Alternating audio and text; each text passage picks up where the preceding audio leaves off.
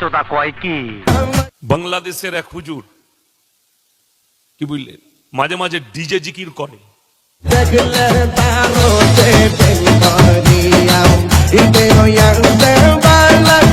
আওয়াজ এত উঁচা কেন বাতিজা? খবর কি?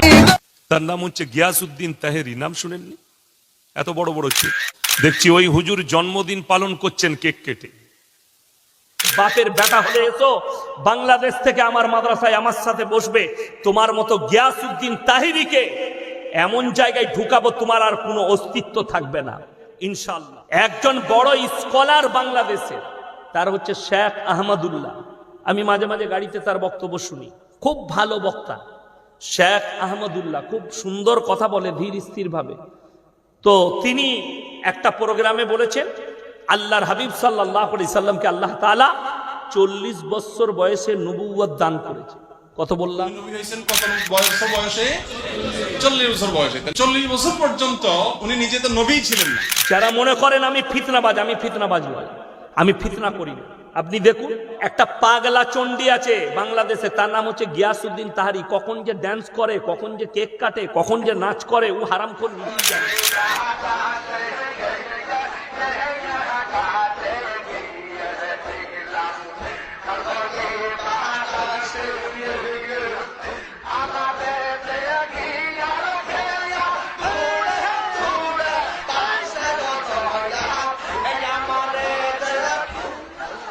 সে কদিন থেকে দেখছি গালি দিচ্ছে। কি বলছে? আল্লাহর নবী জন্ম থেকে নবী। আপনারা জানেন এই যে ইয়াসিন বসে আছে, আপনারা বসে আছেন, আমাদিকে আগে সৃষ্টি করা হয়েছে না রূহটাকে? কথা বলে না? রূহটাকে। তাহলে কয়েকশো হাজার বছর আগে আল্লাহ রূহকে আগে সৃষ্টি করেছেন। জোরে বলুন না সুবহানাল্লাহ। তো রূহকে যখন সৃষ্টি করেছেন, রাসূলের রূহকে আল্লাহ সৃষ্টি করেছেন, সমস্ত নবীর রূহকে সৃষ্টি করেছেন।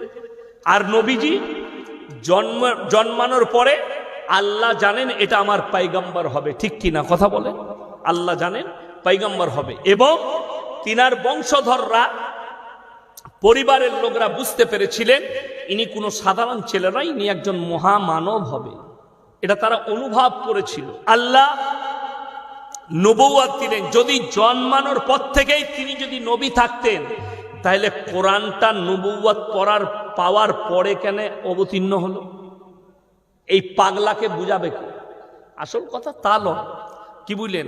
গাঁজা একটু বেশি খেলে যা হয়, আমি বললি খারাপ বলবি, কিন্তু আপনি শরীয়তটাকে শরীয়ত ভাবেননি।